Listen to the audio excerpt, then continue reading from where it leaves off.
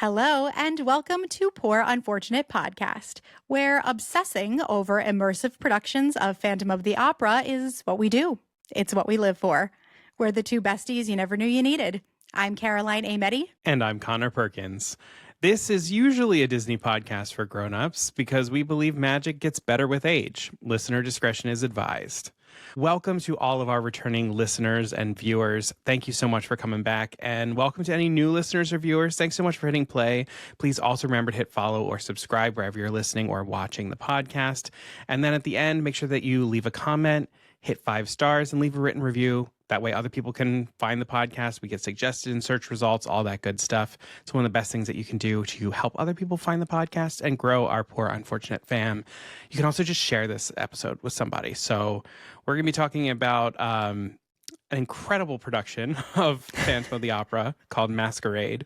And if there's someone that you think is interested in this, send them this episode. I can guarantee you that they're going to want to hear the things that we're going to talk about. So, Caroline, let's talk about it. Oh my gosh, where to even begin? First of all, this is about to get serious. I need to take this mask off. Okay, I'm gonna leave mine on because Yeah, I think you should. I'm wearing a piece of merch that I bought because I cannot be stopped. So this is my merch. So I'm gonna keep that on. Connor has his mask, and I'm gonna take my mask off so that I can focus. Yeah. Bear with me. Those are the masks that we wore when we were lucky enough to see Masquerade. And we have a lot of theater fans in our listener base, which we love. We're 2 actors. But I'm sure there are plenty of you out there who don't know what Masquerade is. So before we absolutely lose our minds over it, which we're going to do, we'll just give you, as we do, some background information on what this production is. Let's just start there. So Masquerade is the immersive New York City return of Andrew Lloyd Webber's Phantom of the Opera, and it officially opened September 29th at 218 West 57th Street, which is formerly Lee's Art Shop. This inventive new staging, which began July 31st, plays to 6 small audience groups across different time slots or pulses each day, meaning the complete cast features more leads than the show did on Broadway. The production, modeled after the seminal immersive production Sleep No More, which ran for 14 years at New York City's McKittrick Hotel, seeks to plant audiences right into the plot of Gaston Leroux's The Phantom of the Opera, of course, within the lens of Andrew Lloyd Webber's long-running 1986 West End Broadway musical. Once you have entered the opera house, you will join in on the ghost hunt, tracing the steps of the infamous opera ghost who has been terrorizing the theater's performers and management. As the story unfolds, you learn of the opera ghost's mentorship over Christine Daae, a young soprano who has become the object of his obsession. Tony winner Diane Paulus of Waitress, 1776, and so much more directs a creative team of 17 artists and artisans whose work blends together to bring the production to life all around you. And I just have to pause and say, did you know, thank you to friend of the pod and friend of ours, Dante, who told me that Diane Paulus also directed The Golden Mickeys, which plays on the Disney Cruise Line? Oh. Can you believe that?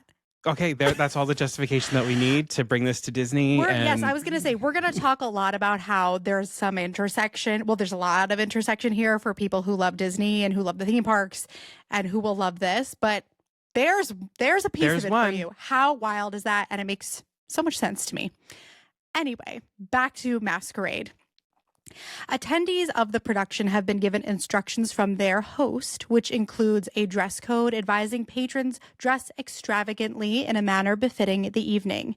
The production leans into the mystery and magnificence of the story in keeping much of the experience under prudent silence. So alert. There will be spoilers in this episode. We are not going to walk through the entire plot and tracking of your movement through the show, but we are going to talk in detail about a lot of the big moments. We both went into the show for the first time knowing nothing. It was right before the show opened. We were so lucky. I feel like we went at the perfect time. It was right before the show opened, and there were no press photos yet. So it was truly going into something that was a complete mystery to us. And at this point, you might have seen the press photos, but that's still that doesn't even cover what is about to happen to you in the show. And so we highly recommend, if you have any intention of considering attending the show, maybe just hold on to this until then, because there is nothing like going into this knowing nothing. It's magical. I think my mouth, like, I'm surprised I didn't catch any flies, because I think my mouth was open. Too. Mine too. We were just like death gripping each other, walking I think I gave through. Conor black and blues on his forearms from grabbing him so tightly. So that's another, akin to a theme park experience. I dug holes in Conor's arm. There you go. So it's the usual.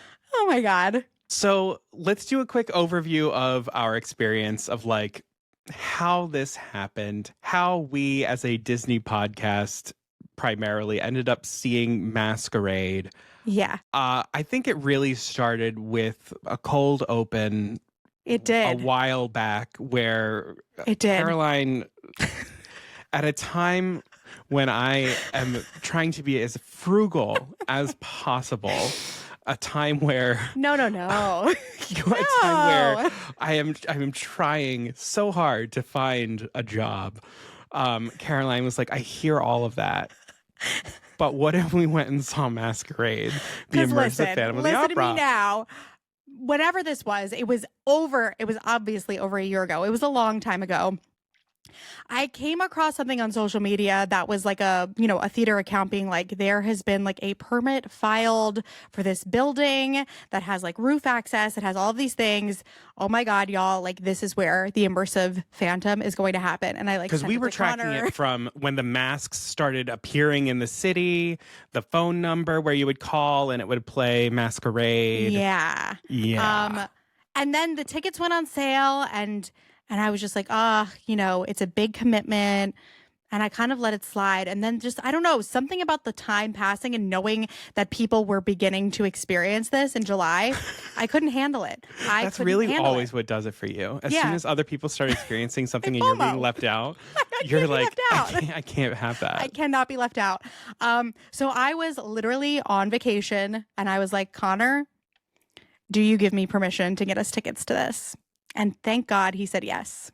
Honestly, thank God I said yes. Yes. Because this has been a phantom fall for me and for Caroline. For me, it really kicked off when I went and I saw the Mayhem Ball, which has so many Phantom of the Opera references in the imagery and the music.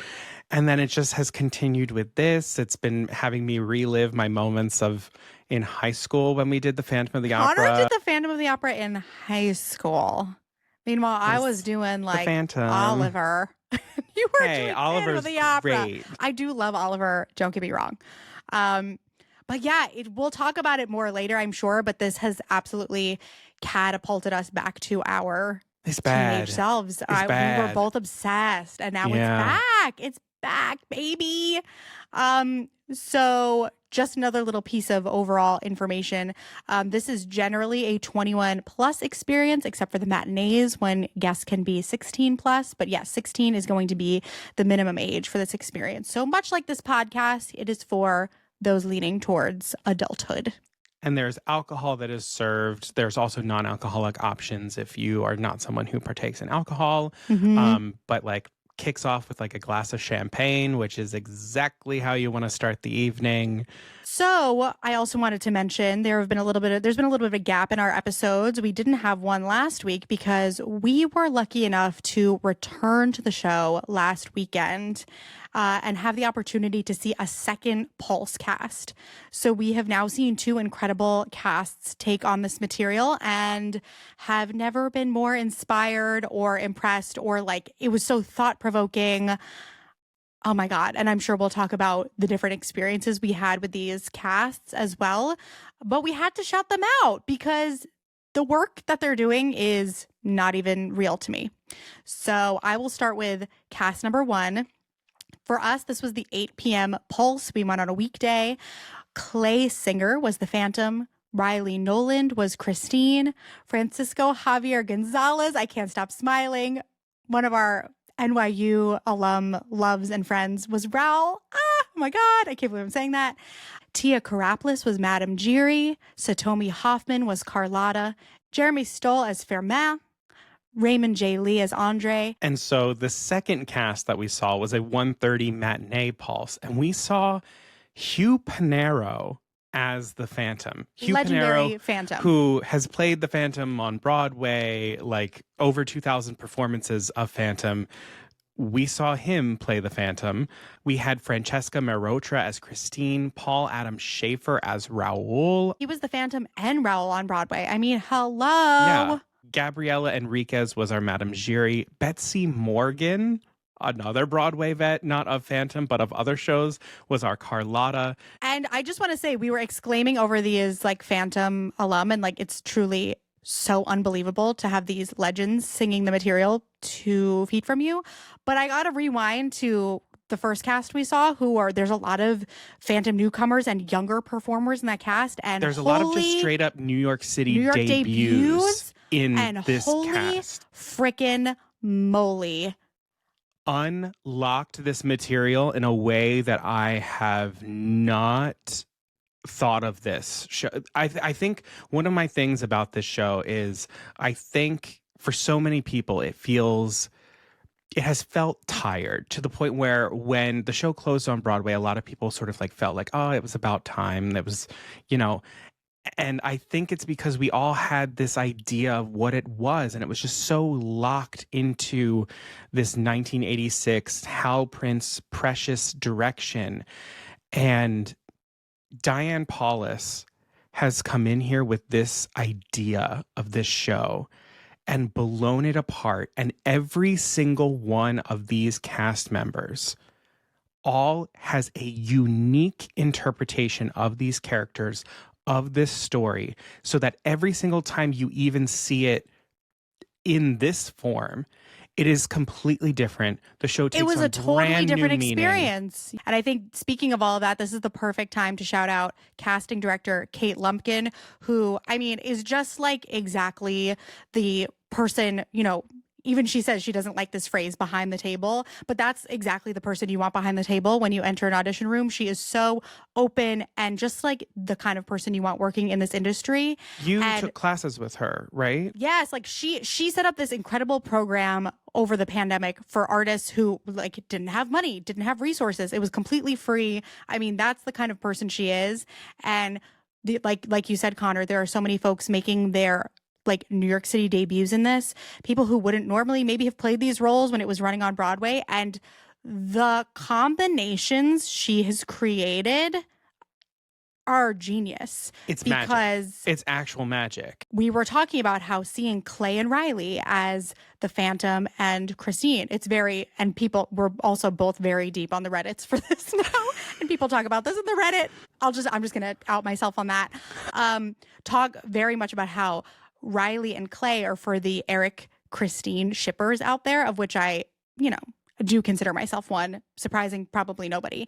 Whereas seeing Francesca and Hugh, it was much more of this like mentor, fathery thing. Yes, like there was still the romance element to it, but the gap in age revealed things in the story that you couldn't see when you saw Clay and Riley play it. But both versions of the story were just as valid, just as powerful. Mm-hmm. And I'm so glad that we had the opportunity to see both of them.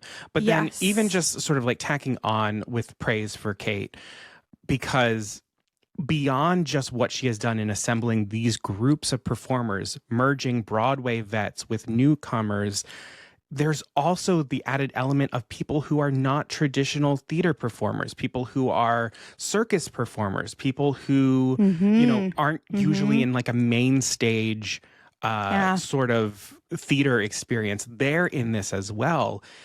It really shows the level of artistry that there is in casting, because it truly takes a creative to assemble this kind of a team. Mm-hmm. So thank you, and Kate. Now the real problem with this is that we're like, how can we not want to go back and see all 6 casts? It's impossible. Yeah.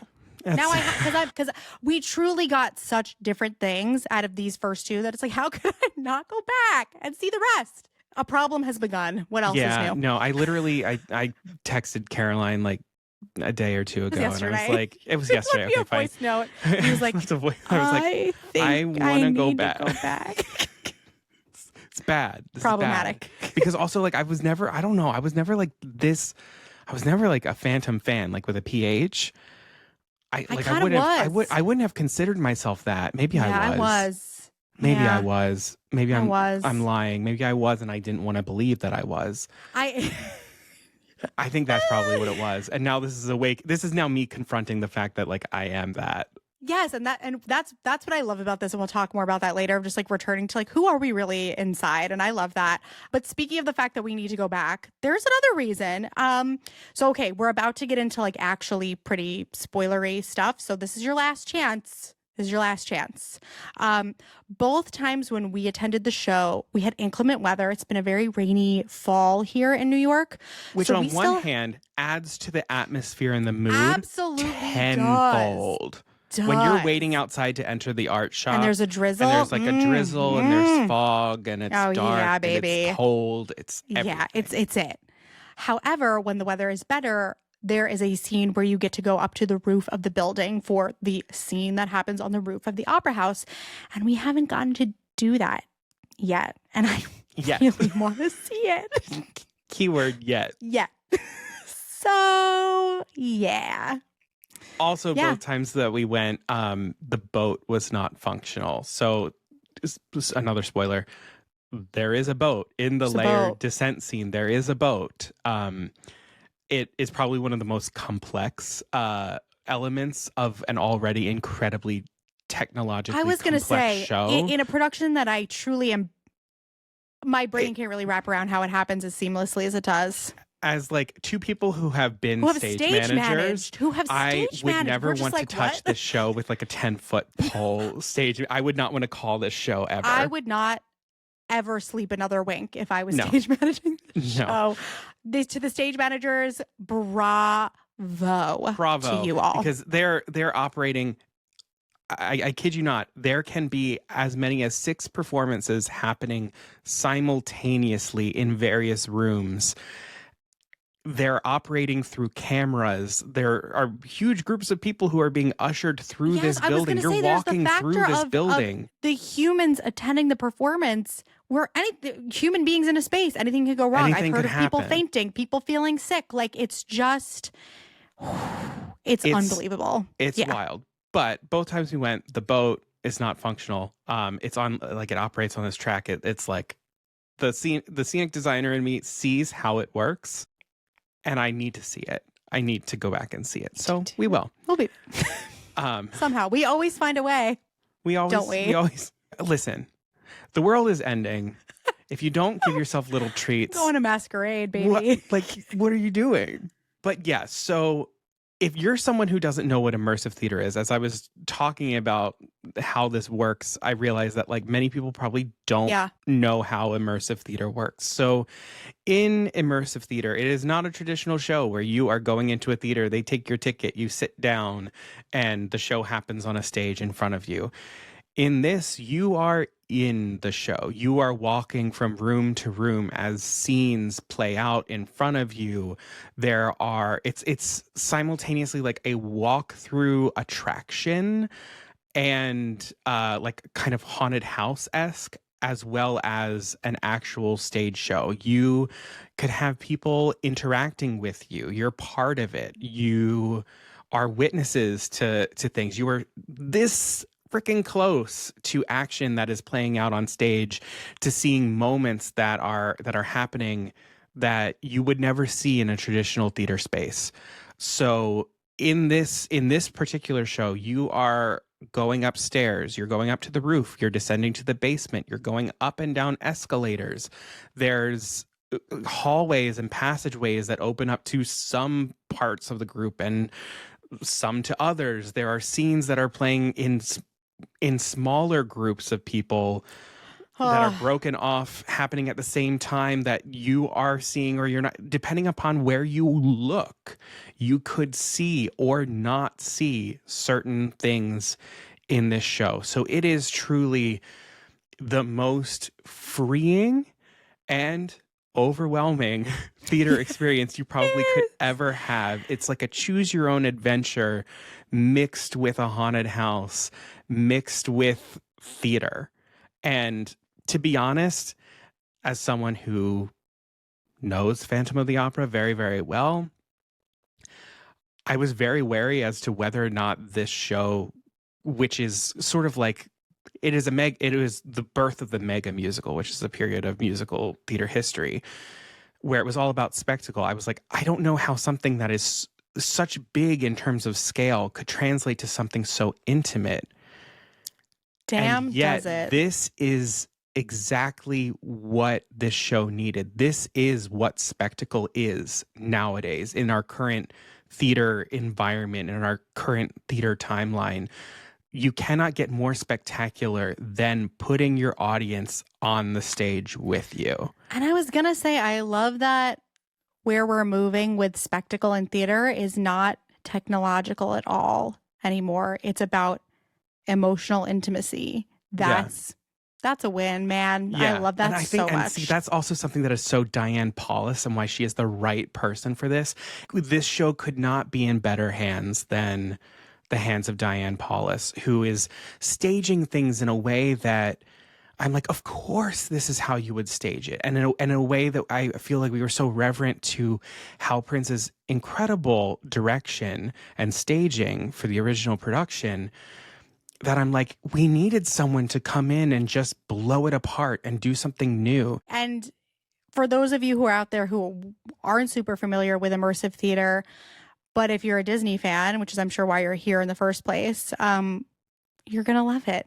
And something that I wanted to note, we had to find that little connection here of like, why are we talking about this on our Disney podcast? First of all, because we want to, and it's our podcast. But second of all, there is intersection.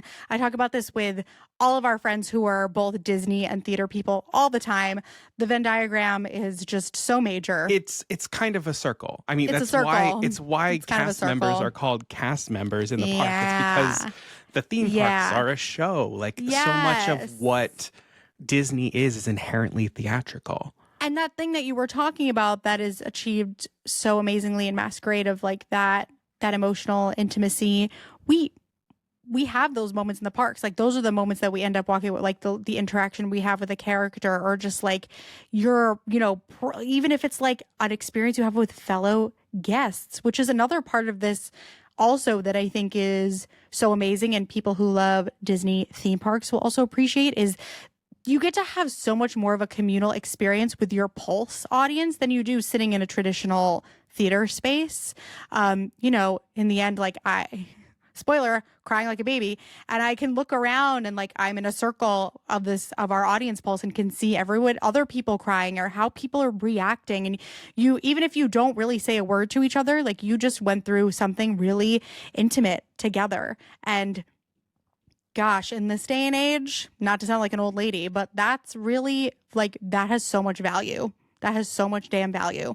And I think the other thing is like, especially if you're lucky enough to go multiple times, that first time especially, I wasn't thinking about anything else. And I think that's the other thing that a lot of us crave when we go to, that's what I crave when I go to the Disney parks, of like that feeling of being taken care of.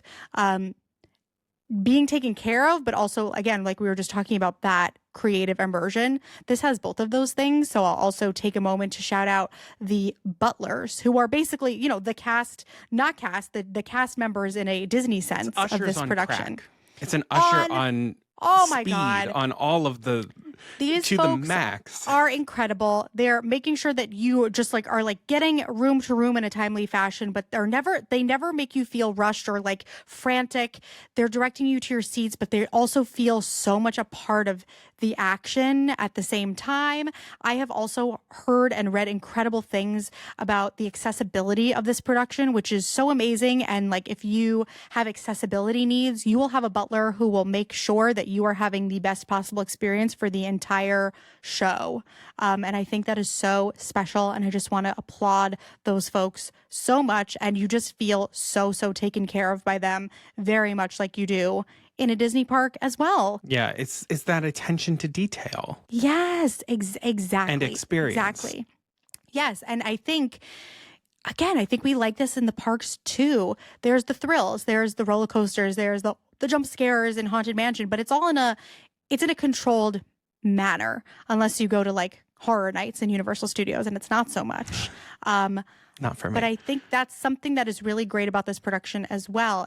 Unlike Sleep No More and some other immersive productions like it, this is a more controlled experience. So when you would go to Sleep No More, you could get grabbed by the hand by a cast member and taken to another room away from your party. There was no main thrust of a plot. This is the plot of the show. You are going to catch everything. You're not going to get taken away. So it's, for me, it's something that I'm like, I really want to take my parents to see this because it's immersive, but it's controlled. And again, you have that taken care of feeling. You feel like you can trust both the performers and the creative team and those butlers who really are part of the creative team too. Everyone is going to make sure that you're safe, you're comfortable, and that you have a really amazing experience. And part of, I think, one of the thing that Disney does really well in the way that they do immersion, in the way that they do attention to detail when you're going through walkthrough attractions or queues, or even just like general experiences that they craft in the parks, they create things that are so small, so intimate, that you feel as though you are the only person in the world who noticed it, who experienced it, or anything like that, when really everyone is having that sort of moment. But it feels so personal. And I cannot impress upon you enough that this show does exactly that. There are things that I find myself catching that I feel like I'm the only one who caught. I'm the only one who received this. There are moments that happened with Caroline the last time where Christine like confided in Caroline right out of the gate, right before she sang Think of Me. And then later, when she's reading a note from the Phantom, makes eye contact with Caroline again and gives her the note because she's created this bond. And I'm like, that is insane. It is deeply personal to our experience. But I also know that it's happening every performance. I know. And it's just so funny. It's so funny being grown adults and also actors ourselves. Yeah. And yet, so it's like we've got our, behind the scenes brains on. And yet, when we were like leaving the scene, when Christine handed me the note, you were like, oh my God, she remembered you. And it just felt so real. Moment. It really did. It felt really real. It was fully that Disney experience of like, I know that this person is friends with this character. Right. I know that this is someone who is my age or younger than me. But when I'm in your presence, you are that character. And that's how this was. Yes, it truly, truly was. It truly was. More so than a Disney theatrical show that you can see on Broadway, this felt like the most Disney experience of I agree. I felt pulling out all the stops. Both times that the Phantom made his first entrance, I was like scared. Yeah. I'm not even gonna lie to you. My heart was racing. It's also just like the pure thrill of it too. But my God. Speaking of that though, the other moment when I had a real like Disney World experience was the second time that we went. We were leaving one of my favorite rooms, which we will talk about. And I was the last one out. And something I heard like the music loop. So we've got music loops. We've got just like all of that immersion happening all the time. And I turned around to look at the empty room and the music was playing. And it's that same feeling of if you're lucky enough to like be the last one out of the park and you turn back to Main Street or you turn back down Hollywood Boulevard and it's empty, but it's alive. And this is exactly what was happening in this room. This room was alive, but there was nobody in it. And it was, I just got chills. It was amazing. Yeah. And like that's the other thing is like, and this is the nature of immersive theater. There are things that depending upon where you are in the group, you'll experience or you won't experience. Like when the first time that you go through the mirror into the descent, if you are the first ones out, you watch the Phantom make the descent. But if you're the last one out, there's a little Easter egg moment that happens with Raoul before he leaves, which we have never caught because we've always been the first ones out. we're like first one through the mirror. Like, let's go. Open the mirror. We're going. Oh my God. We have a problem. Oh my gosh. Actually, this is a pretty nice segue into something else we wanted to cover, which is if you are planning to attend, I mean, I guess the segment is silly because we were like, please don't listen to this if you're planning on attending. But here are just a couple of little like helpful things that we've learned from going that we would pass on to you, or you can pass along to other folks that you're going to recommend the show to. So speaking of that, just let it wash over you. It can be tempting to try to plan interactions, whether you've read about it or whether you've listened to this episode so you have a little bit of a better idea. Don't do that. It's just so much more, it's so much more fun to be surprised. And it's just like everything that we were taught in acting school, which is just like react to what's happening in front of you. Don't try to craft your version of it. Let your experience be your experience. Yeah, because I also think that letting it wash over you is what allows you to return multiple times. If you just let it carry you, let it be like the tide. Just let the tide carry you, and you will have two very different or 6 very different experiences, or 10. I don't know. Live your best life. And the other thing that I wanted to mention as well is if all of this sounds really intriguing to you, but you're not so keen, like you're not someone who would really love like horror nights, let's say. You're not really super keen on like straight up, interaction with the performers. There is no way of avoiding that here exactly. But I will say this, these performers are so like landed in this. They are so dropped in, they are so grounded, and they are taking in everything you're giving them. So if you're a little bit more shy or not trying to have one-on-one, interactions in some ways, you can find ways to communicate that to the cast in subtle ways. So, for example, little spoiler, here we go. There's a part where one of the performers said to me, we were talking, we were going back and forth, I was into it, and then he was like, how are you with ropes? And I looked him in the eyes and I was like, not good. And he was gone. He was gone. And I appreciated that so very much. Fully in character, but just moved on. Didn't try and sway you or anything, just like moved on to the next person. Yes. Yeah. So if you want more of that, if you're giving the performer some really good eye contact and you're giving them reactions, they're going to notice it and they're going to pick up on it, and they're going to they're going to feed on it. They're going to play on it. When we went back the second time, I was feeling more bold, and I also had kind of like realized, I'm like, yeah, the performers are probably looking for that if you're comfortable with it. So, during the first scene, I was like totally, anybody who looked at me, I was like, hi, yeah, oh, blah, blah, blah. I try to talk to them. And so like one of the corps de ballet dancers looped her arm around me during that scene, and she was holding me, and I was like, this works for me. Like I was into this because like you looked at me and I looked at you and we knew we were good. So yeah, just you might be, you might have a hand on you at some point or another just to like move you out of the way so you're not in danger. Like nobody's grabbing you. It's not horror nights, but just be aware of that, because I actually was surprised by that the first time. So yeah, just know that I did not know that, and it was great for me, but just something to keep in mind. Some other things to keep in mind. So there is a dress code with this show. It is formal or cocktail attire in black, white, or silver. And this is to lend itself to the festive occasion. But also there's a practical point of this as well. If you're wearing black, white, and silver, you are easier as an audience member to sort of fade into the background to let the focus really be on the action. So keep that in mind as you're planning your outfit. Something with pockets would be super helpful. There is a complimentary coat check and bag check that they will put all of your stuff in and check it all for you. But when you finish the show, you end up in a little bar moment that takes place in the layer, and there's cocktails and merchandise for you to purchase. And you want to have your wallet with you. You want to have your phone with you to be able to make purchases and things like that. So something with pockets could be helpful, especially because there's also like little things that you may receive along the way. And you can have a place to store those things. I did not wear anything with pockets. And I received this note from Christine sort of early on.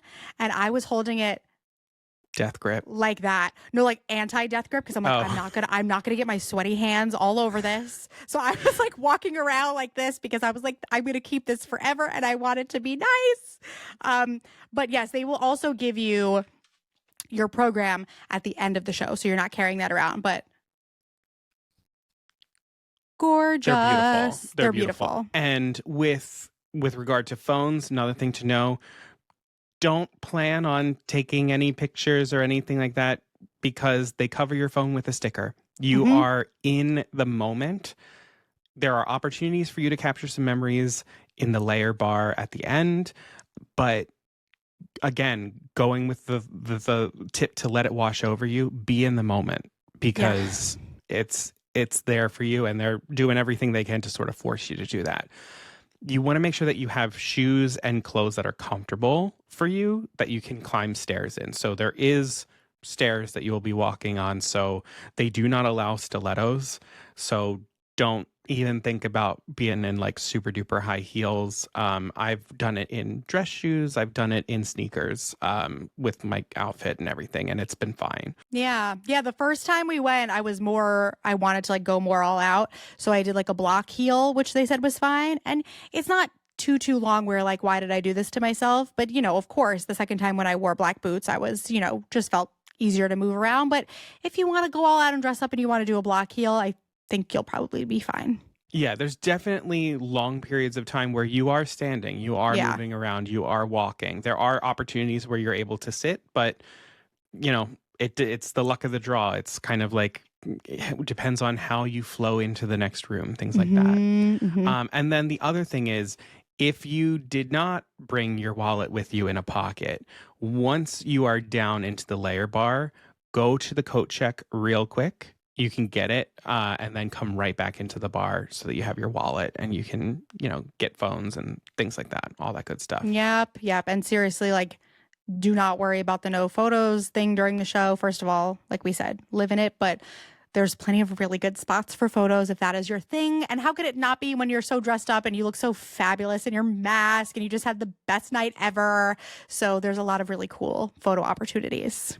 The other thing that's part of the dress code is that you are masked for the entire performance. So you are responsible for bringing your own mask. But if you do not have one, they will provide you these masks, which are a beautiful lace design. They're so beautiful. They're comfortable. You can wear glasses with them. They're adjustable. They've got a nice little insignia of the Phantom mask there. These masks, I love them. You're encouraged to bring your own. It was a nice fair mix every time that we went of people who wore their own masks and didn't. The first time I went, I wore my own mask. The second time I went, I forgot it. And so I got this one. But yeah, it's really cool to see the creativity that comes out in people too. People get really into it and really embrace the immersion and the role that you as an audience member play in it. And if you have questions about anything, you can email the box office staff and they will answer your questions in character. Also, shout out to the box office staff. They helped us out so much. And we just cannot say enough about like their service and like their immersion in the story and like the vibe as well. Bravo to them as well. Sasha, we love you. Okay.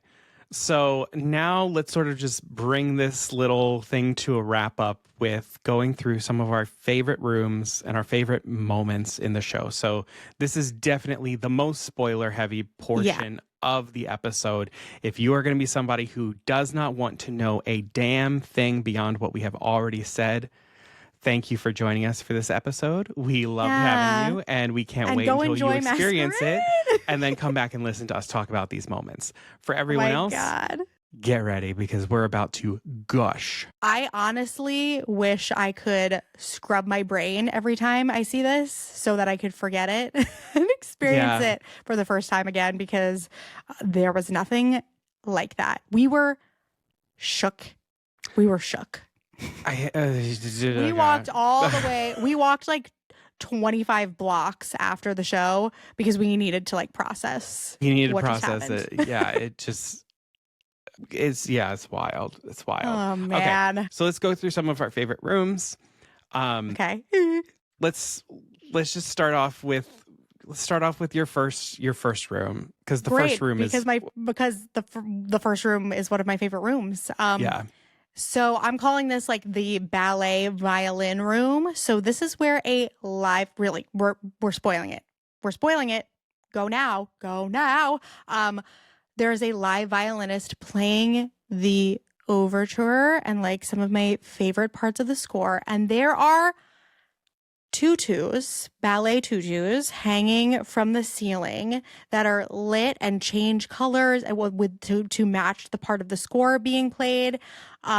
It's also where you're handed your glass of champagne and you're just like milling about this room, looking at everybody. We're just like dressed to the nines, all feeling like the room is buzzing because you're just like, what is about to happen? There are beautiful like masks and wigs. It's like you're in like a costume storage room of the opera house, maybe.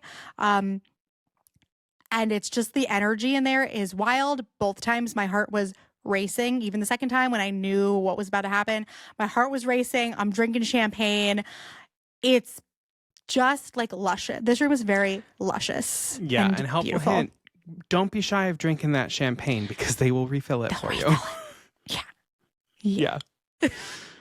But then this room opens up into another room that sort of looks like the storage auction house-y type of experience that, for those of you who are familiar with the stage show, would recognize. And this is where you first meet Madame Giry. And she teaches you some dance steps to Masquerade right before you get brought into the Masquerade ballroom. So that's how the show begins. The show begins with Masquerade. And I am so glad I did not know that. I'm so glad I didn't know that that's where it came in because it was a wow moment. We were both like... I got hit in the gut with a confetti cannon. Yes, he did. He gets shot with confetti. Then there's actors who are like going like this to you, trying to bring you into them, and bringing you like, into what? the room. Masquerade. They're singing it in your face, and you're just like, what? Have I ever been more overstimulated in my life? No, and I want it. I want more. I want more. No, this room is everything. The colors of it, the lighting, I just think about like the blue velvet curtains, the staging of all of the people around you, the waltzing that happens, the different costumes of the Masquerade characters that are all like references to different costumes that were seen in like from the original Broadway production. It's just absolutely magical. And just when you think that this room is like, that this is what it is, and now you're in Masquerade and you don't know what's going on, then it turns. And is that my favorite part of the whole show? I think this might be the favorite part of the whole show. Yes. And the best part is I'm saying that. And before we went the second time, Conor was describing a part of it, again, little spoilery, where he was like, yeah, when like the mirror like explodes into confetti and then the Phantom is there. And I said, what do you mean? I don't remember anything about that. I was like floating above my body. Yeah. That like I knew he appeared and that I was just flabbergasted and scared and excited and all of these things. But I didn't know how it happened because I was just in there. And I had no idea. So you're being taken sort of into the Phantom's dream. That's sort of like the conceit of the show, is like, this is the Phantom's dream.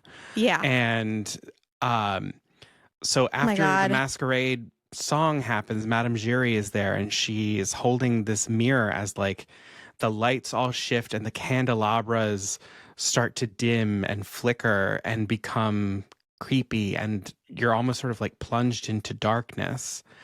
And You're hearing the Phantom's voice as he's welcoming you. Oh my God. And oh the my candelabras God.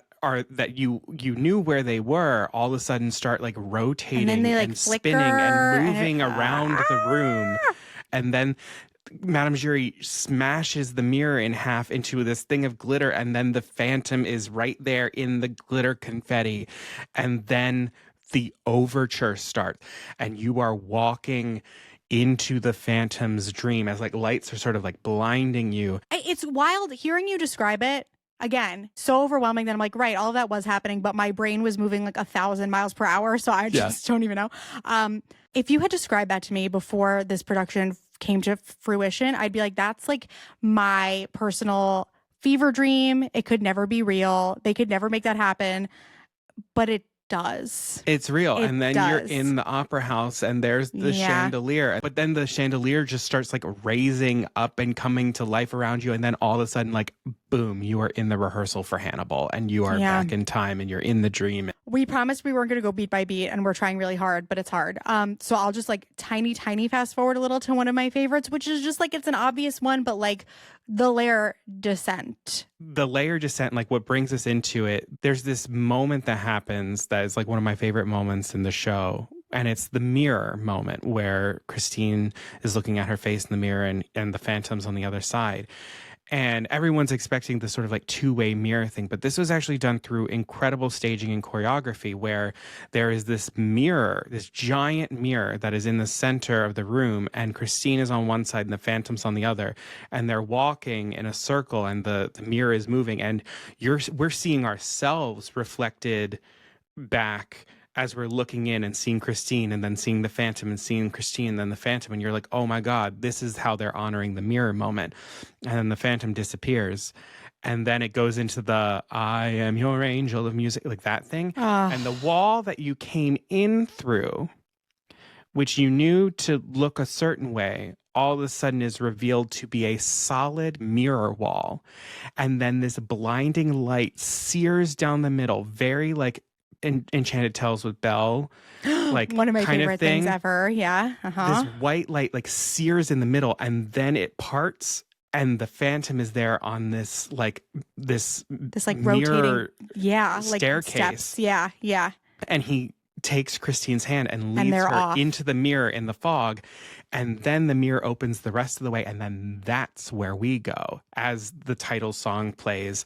And then you discover that there's a fucking escalator. And you're going down the escalator behind the Phantom. Behind the Phantom and Christine. That's one of the times where I layer. almost dug a hole in your arm because we were right behind Hugh frickin' Panero playing the Phantom, and he was right there on the escalator right in front of us, and I was His just like, cape is like billowing. Oh my God, like we watched him hit the base of the escalator just, like, into the sea of fog, and like the fog all billows around him, and I was like, what are we witnessing?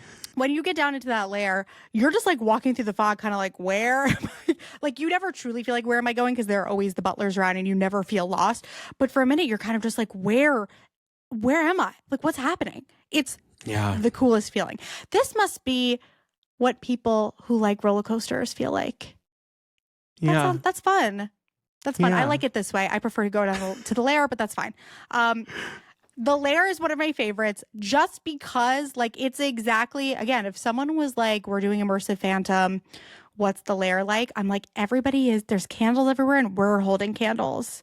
And we are. And like, I was so overwhelmed the first time. I couldn't really do this. Especially because it's like the Phantom's cape like fell on me and I passed on. Because let's talk about that. Let's talk about that for a moment. The way the Phantom at one point raises his arms and has set up his cape to just off him, and it is hot. It's hot. It's hot.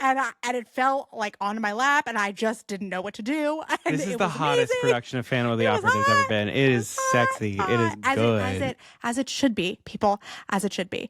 But the second time when I had my wits about me a little bit more, I just looked around and we were it's exactly what it would be like. You're just surrounded by candelabras. I'm looking at everybody holding their little little candle. candles, And then the there's Phantom the is, like, reflection of the water on the ceiling of like the there's all catacombs. of, yes, there's all of this fog. There's like the grate of the catacomb. And like the Phantom is like both times was like a foot from us Yeah. singing music of the night. And you're just like, I really was like, is this happening to me right now? Have I stepped into my middle school fan fiction? Because like, I think I wrote this, but it's happening for real. Yeah. And his cape is on me. God. Yeah. So good. Just And then good. Madame Giry comes out. So one of my favorite moments is really just anything that Madame Giry does, because she is your guide. I could not agree through with you the more. entire production. Which is, yes, baby. Madame Giry is the person who is the trusted guide to bring you into the Phantom's dream, and it makes so much sense. And she's the last face that you see at the end of the show. Yes. But she brings you into, she like addresses you and says like that you're gonna see things in the opera house. And that's like that was only half of the group. That just happened to be us both times. Yes. Because we love it. We love a Giry moment, baby. We love Giry. We're gonna see things that other people may not have ever seen before. And then we get taken into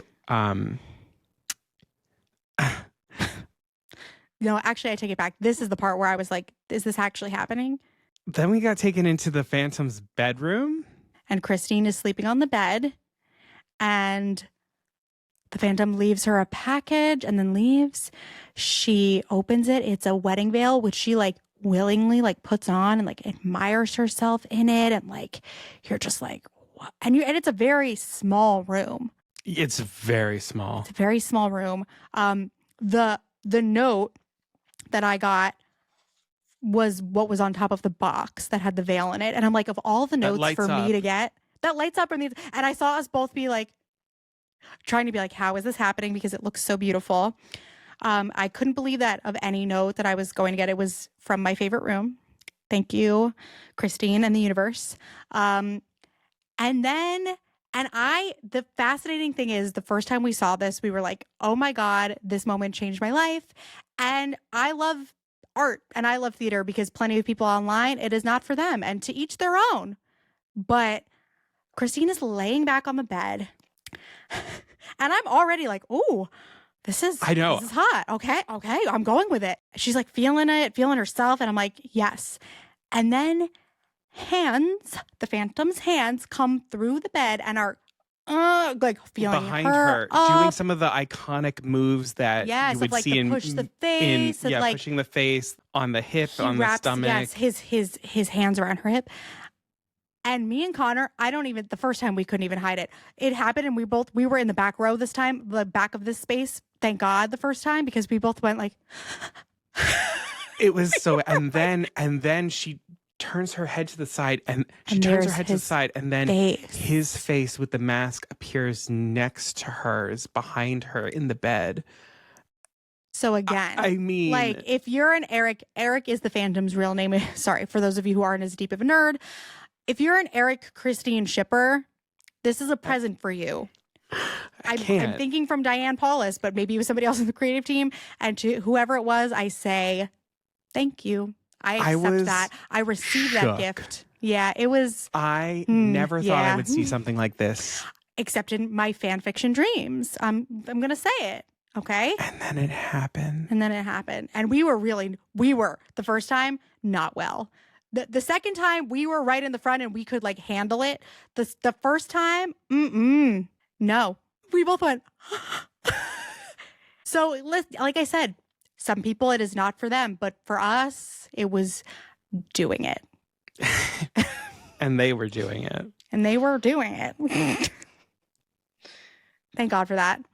Another favorite, I mean, once you go see the production, you'll be like, guys, this is like 80% of the rooms. And yeah, 80% of the rooms are our favorite. Our favorite. There is a room that I have learned, again, thank you, Reddit, is a room that's only used, as far as I have read, when there is inclement weather and you don't get to go to the roof.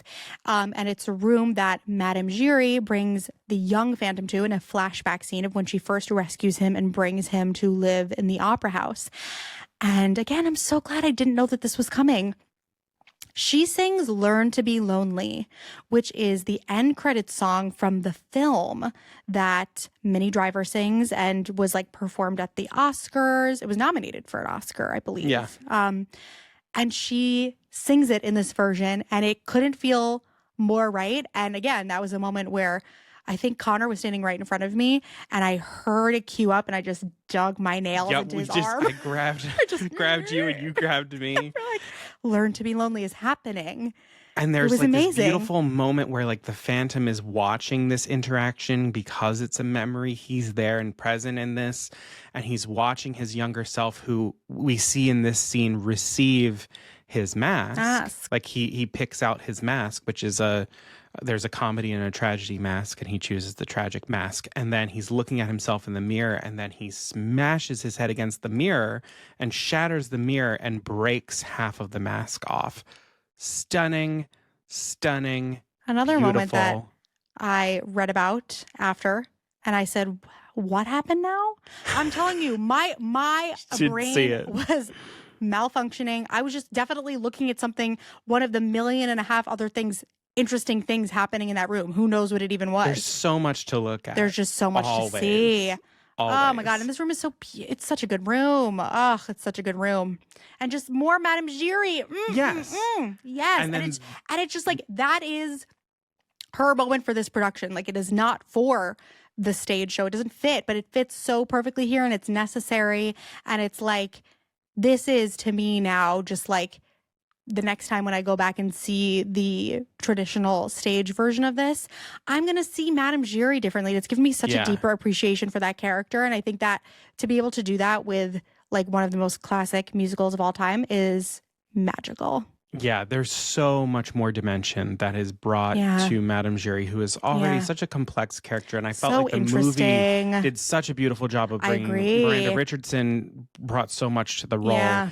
And now we're finally getting to like really live more in who Madame Giry, what her motives are in all of this. There is a wide range of different types and ages of actors who play Madame Giry, and you get different things from each of them depending on, we were kind of guessing as to the motivations behind one of them. I was convinced that one of them was playing she loves Eric. Like, she has romantic love for Eric, who only sees her as a mother figure. Yeah. Whereas the other Giry was more like, I'm a caretaker of this story sort of thing. Yes. And like, because I feel partially responsible for how all of this went down, and like, I'm going to make sure nothing happens to you now. Yeah. Very, very interesting. And so this scene, this Learn to Be Lonely scene, then morphs into Il Muto, which is the second opera that is performed in the Phantom of the Opera, which is usually we see the ballet scene, and then all of a sudden I love Joseph the aesthetic Bouquet, of Il Muto. I love do too. That it's aesthetic. Very like Marie Antoinette, French Revolution-y sort of thing. But in the film version, it's flashing back and forth between backstage and in front of the stage. But in this production, it only ever takes place backstage. You only hear Il Muto happening off stage, and you then go into the fly towers where you see the confrontation of Joseph Bouquet and the Phantom. You come into the fly tower room, and you ascend the stairs into the fly tower. The fly tower is where, you know, all of the scenic flying stuff comes in and out. And this room, truly, from like the ground up, is built because the light is shooting up through the gaps in the wood planks, like as if the stage is below you. And honestly, not moment-wise, but physical room-wise, if I had to pick one room, I think this is my favorite room. This is one of the most transformative rooms I've the ever room been in. that I exited last and looked back, and the music was playing, and I was like, what is happening? Because you could still hear the background noise of like the backstage chatter and the music playing from the opera, and I was, oh my God. Yeah. And like the fight choreo happening in this room, again, if I had to call this show, I wouldn't sleep a wink, because it just, to me, and it probably, that's how you know it's so well done, because I'm sure it's beyond just like, of course it is, repeatable and safe, but it feels very dangerous. It feels very like if somebody pulls the wrong piece of rope, we're in danger. And obviously that's not true.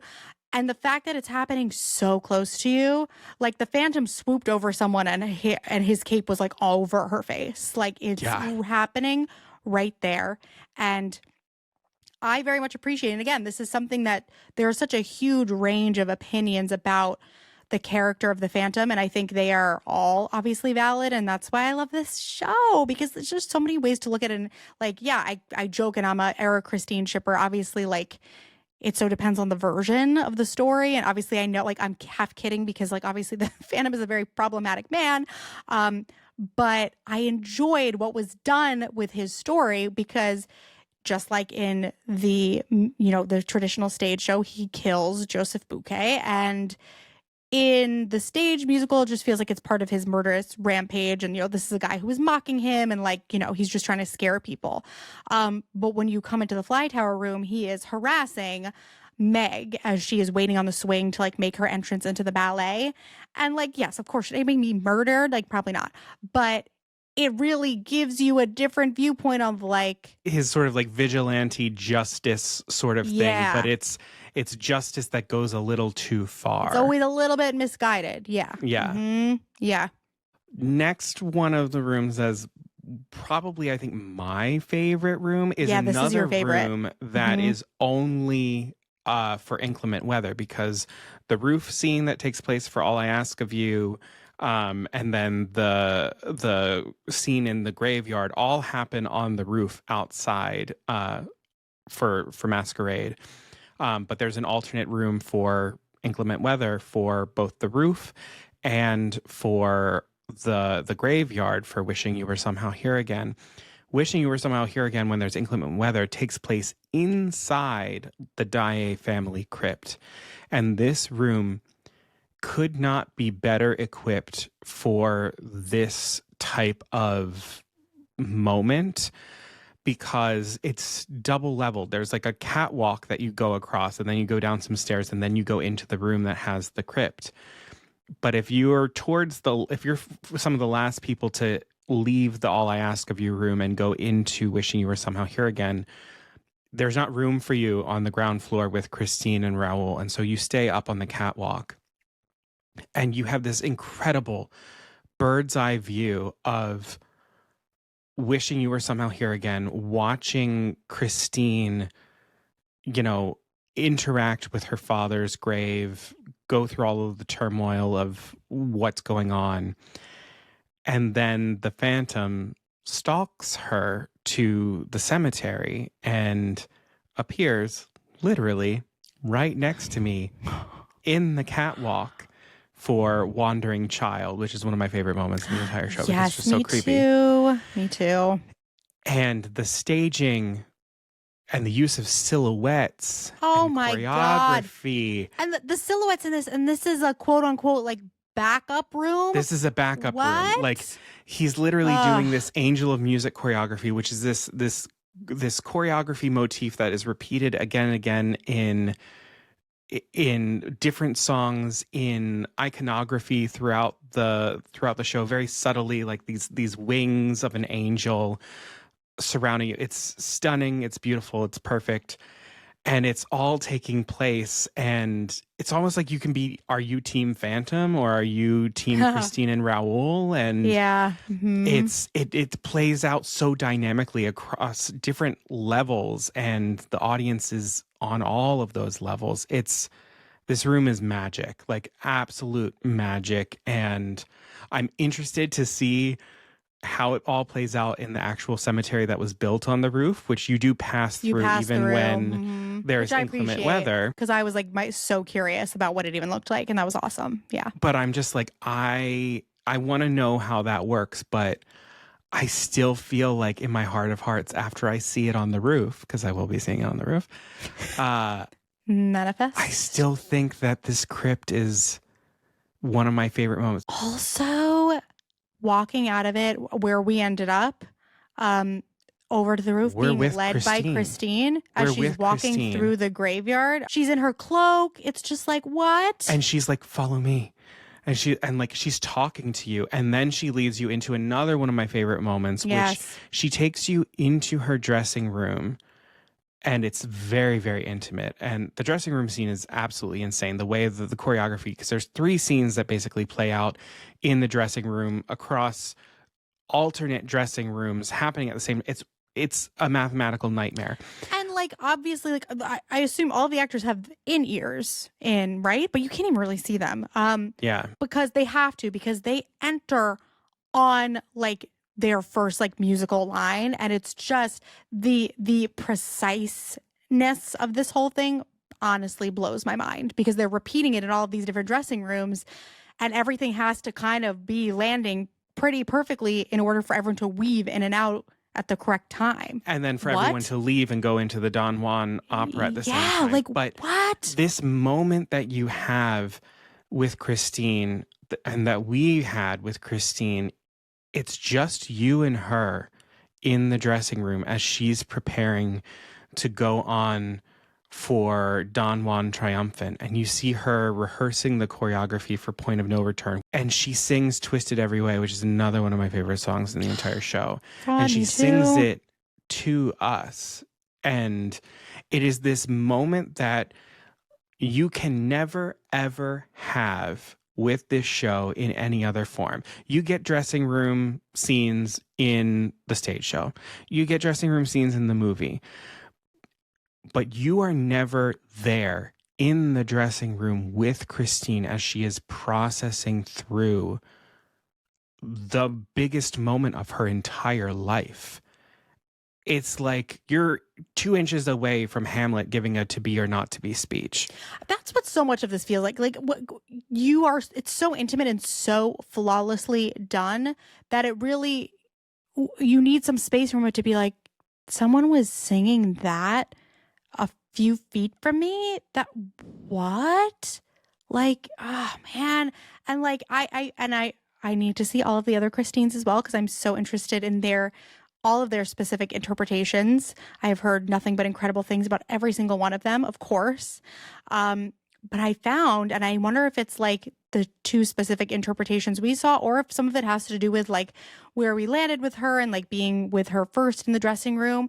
But I also really enjoyed that Christine in this version, you know, because she's not singing that twisted part with Raoul, feels very like I'm not like, let me like stop trying to like talk about this with me. Like, I'm going to figure it out. I'm going to handle this. I'm not doing this. Like, she's very clear and decisive about that. And even at times feels like just like, shut up, like stop talking. Everybody stop talking. And I really enjoyed that. Yeah, it's very empowering for Christine. She has a lot more agency in what they've taken away from her scenes with Raoul and given to just her. She has a lot more agency. And even like at the beginning of the show, she doesn't sing Think of Me. She's not scared. As soon as it's like Christine can sing it, she's like, yeah, I can sing it. And I love that too. Love it. And then I think the last room moments that we both have that are our favorite all kind of go together, and that is the return to the Masquerade room where you started, which becomes the final scene of the show, the final layer scene. And the way that this room has then been reconstructed, the candelabras that were were like falling alive over and moving and everything, they're tipped over, and the lights are all the way up to full on these incandescent bulbs. So the lighting is stark. The fabric of the curtains are all tattered and askew. And it's just this wreck of a place when you think of what you started in. You see all the remnants of the confetti all over the floor. Yes. And it's true. You think about how it all began, and it's so far from that now. This is where the dream began, and this is where it descended into. Oh, yeah. And it's this mess. It's this absolute mess. And the final layer is one of my favorite scenes in theater, period. Not even just musical theater. It's one of my favorite scenes ever. And again, to see that inches from you is wild. And I have to say, first time we saw it, Clay, Singer, they were radiating like heat. They were throwing their entire freaking soul into that scene. They all were. Frankie and Riley, I mean, the three of them were blowing the roof off of the place It with was the a emotion. different thing. Oh my God. Also, my the God. staging, it's the new staging for it. The oh my God, seeing Christine be in the center platform, looking down straight at the choice, the point of no return between the Phantom and not caught in the middle between them, but being at a point, being at a fixed point herself, looking down at the choice, which is the same and not the same at all. Like, Diane, let me take you to coffee, baby. I can't thank you enough. Like, the little high school Phantom in me is just gushing at seeing this staging. It's everything I could have wanted. Yes. And both Christines that we saw, when the Phantom tells her and Raoul to go, they did not want to go. They were being pulled away by Raoul and were like, wait. And that destroyed me. Also, sorry to rewind for a moment, but we haven't talked about this. I fully don't remember what happened the first pulse that we saw the chandelier fall, because I was like, ah! And we also had to like run and get out of the way of it. I know that this doesn't happen in every pulse, but in certain pulses, the Phantom is like under it and is kind of like, take me, like squash me. My life is over. And Christine is like, no, and pushes him out of the way. And I saw Francesca do that to Hugh, but I've heard that doesn't happen in every pulse. And I'm like, how does that moment play out in the other ones? The chandelier crash is insane because it literally is happening. You could reach out and touch it. Don't. They will not let you, because they're like, get the F out of the way. Yeah, we were in the front row. It was about to go, and they were like, "Get up behind your chairs!" And we had me and Connor. We were like, "We're theater people." You pointed our way, right the F out of there. We picked up these chairs. I was like, dun dun dun dun dun dun. Like it was a scene transition. Like we were ready to play our parts. But yeah, no, and then you get into the chandelier crash is insane. But then this final layer scene, like Christine brings the Phantom to his knees by holding the bud of one of his roses and pointing the stem and the thorns to his throat. Come on. Epic. Absolutely epic. God. And then there's the final illusion that happens. We're going to keep this from you. If you are not going to see this and you want to know, join us in the Poor Unfortunate Fam, our private Discord server. You can message us and we will talk about this moment in particular, all of that sort of stuff. DM us on Instagram, or whatever. But the final illusion happens in the show in a completely different way. And this is one that Caroline and I were literally right in front of, and we cannot to this day figure out how it happens. Unbelievable. It is wild. Also, there's a moment, the big final moment of this version after that. And I actually don't really want to say that either, because that blew me away. Yeah. I did not know that was going to happen There is, after the final illusion, there is a performative moment that, again, is only something that you can experience in this type of theatrical experience. Like, it is something that can only exist in this immersive experience that reveals something new about your shared experience as an audience member, that reveals something new about the Phantom, about this dream, about this whole thing. And that's the moment that like got me. Like, I was like, shit. I was not doing so hot. And neither was that one lady who was across the way who just smiling, but tears running down her face. Oh, she was in our first pulse and she was just having the time of her life, and I loved her so much. Oh my God. I hope she's well. I hope she's well. We're thinking of you and we love you. And then the show's over and they're playing a piano version of Learn to Be Lonely, and then it's over. And you descend down. There's no curtain call. Nope. No, nothing. You're descending down. And then we rave in the layer. And when I get down there to the bottom of that escalator, I need a minute. I'm upset. I think that's one of the things that most people have been coming away from this being like, oh, please, give me a crying room. I don't know. Like, I Yeah, we need little we need like a space. hug room, but A you're going hug down the room. escalator into the layer, which has now been converted into a bar / And rave. it's gorgeous. And as you're going down, Madame Giry is like looking at you from above as you descend, holding the phantom oh mask. my God. And last time, like, she went like this to us and we were just like, Oh, and I was like, do I curtsy? It was because I like, stared her dead in the eyes, and then I panicked. I was like, "Oh God, she's not gonna." And so I nodded first to her, and then she nodded back, she and was I was like, "Oh, I bet she appreciated that." I hope so.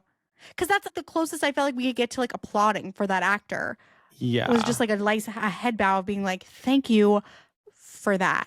yeah. And I wish I could applaud for these actors. I would do anything. The cocktails, yo, the cocktails are good at this bar. They're like the dream themed show cocktail. They're so Yes. sophisticated and like delicious They're- and strong. They're strong. Yeah. They're delicious.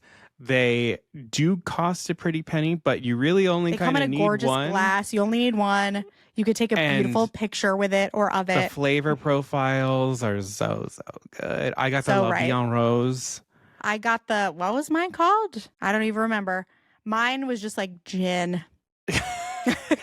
But it's like And I needed top it. shelf Yeah. stuff. With he was like putting the essence of something over the it was like the bartenders. Yeah. Again, bravo to the bartenders. Just everybody's at the top of their damn game in this building. Lee's Art Shop has just never been in better shape. Right now, this show is running until February 1st. You can get your tickets on masqueradenyc.com.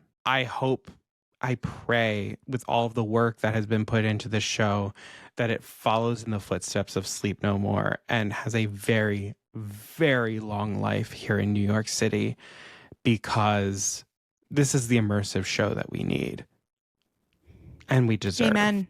Amen. So that was our Masquerade bonus episode for you, because we couldn't resist, and because we asked you, and you all and You said people yes. said Thank yes, you for you want to saying hear yes it. to So that. thanks for indulging us. It made me really happy when you all were interested in this. I know some of you out there have seen it, or some of you just really just wanted to hear us talk about it, which we thank you for so much. And I think it's what makes like our fam and just like Disney people in general really special, and just like this brought both of us back to our younger selves. Yeah. And it was like, and it's really special to be able to like nerd out about it with all of you. Seeing Phantom of the Opera when I was, again, 12 or 13, it absolutely changed my brain chemistry. It was the first time, again, that final layer scene, it was the first time where I was in a show, and I like, especially because it's the end, I could not stop crying, and I was like, I have never been moved like this. Like, what is happening to me? And it just like took over my brain. And to be in this period of time as a grown woman where I am back thinking all the time and talking all the time about Wicked and Phantom of the Opera is keeping me going right now. And it's so special to be able to share that with you, Connor, because we didn't get to share our Phantom period together when we were kids. We didn't. We would have didn't. had such a good time. We really would have. We would have had too much fun. Again, the universe would not have been able to handle it. To be able to have the space to do this is so special. And I'm just so grateful that we have a community of people, and I have you, like people who are willing to just like nerd out and like just really dive deep into the things that are making us happy in a time in The grown-up magic. the grown-up magic when in a time when it feels like it's hard to get in touch with. Yeah. I hate this phrase, but it's also like now more than ever. Like, this is when Yeah. you need it. This is when you need it. This is when you need it. This is when you need the This treats. is when you need it. Oh my God. This is when you Absolutely. need This is it. when you need So it. Go this is when you need When you it. need it. So go see Masquerade, and if you are going, let us know in the fam, and maybe we'll go with you. If we could buy out a whole pulse, Oh my God, that's the the world dream. would change. Yeah. That's That's the dream. dream. That's the To dream. buy out a There will pulse. be signs. If one of us wins the lottery, there will be signs. We'll buy out a theater for Wicked. We'll buy out a pulse we'll buy of out a pulse of Masquerade. Masquerade. We'll buy out a block of Disney rooms. cruise. Absolutely. Oh Lord. All right. Oh man. Well, thank you all very much for joining us for this very special Masquerade bonus episode. If you liked what you heard or watched, please make sure that you hit follow or subscribe wherever you're listening or watching the podcast. And then leave a comment, leave a written review, and hit 5 stars wherever you're getting this podcast. It's one of the best things you can do to help us get seen in search results, get suggested to other people. And then tap the share button. Send this to somebody who you want to go see Masquerade, or someone who you think should pay for it, or someone that Absolutely. or just someone who you think just needs to have that moment where they feel like their teenage self again, falling in love with theater or whatever. Like, send this to that person. This could be what they need right now. So thank you so much for taking the time to, do your part. It doesn't cost much, just your voice. That was good. Also, you just made me emo. Okay. If you need to connect about this, which clearly I do, if you want to talk about this episode or any episodes, if you just want more content around it, please follow us on social media. We are at Poor Unfortunate Podcast everywhere: Instagram, Facebook, TikTok, Threads, Blue Sky. Come talk to us. Any of those places. We'll put up, like we had told you, you can't take footage at the show, but we got some of the layer bar after the show. So if you want to see what that looks like, just come on over to social media. We'll have that for you. And if you want even more Poor Unfortunate Podcast in your life, please join the Poor Unfortunate fam. And it is in 2 places now. We have our private Facebook group, if you'd rather just stick to that, the original location of the Poor Unfortunate fam.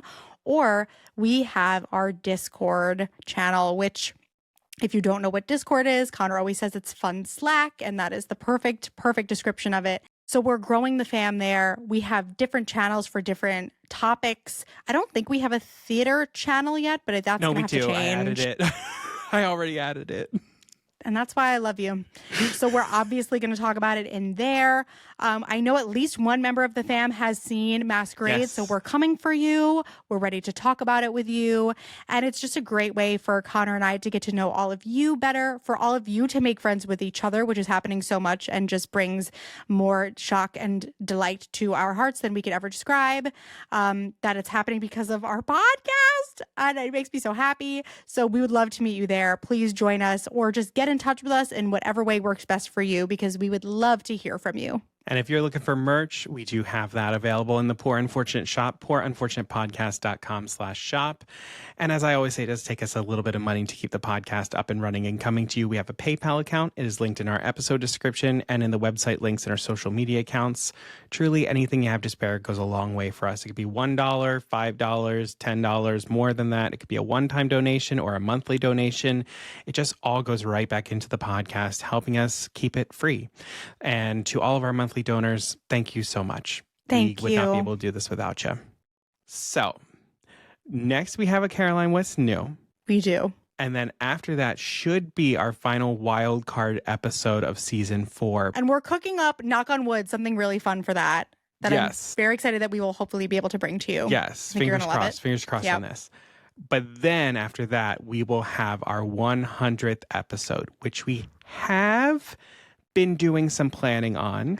And we do believe that there will be opportunities for you all as listeners to be involved in this. And the best way to find out about this is to join the Poor Unfortunate fam. So stay tuned in the fam. They're going to find out first how they can be part of the 100th episode. But we'll be back soon with another Caroline, What's New? And until then, Beluga Sevruga.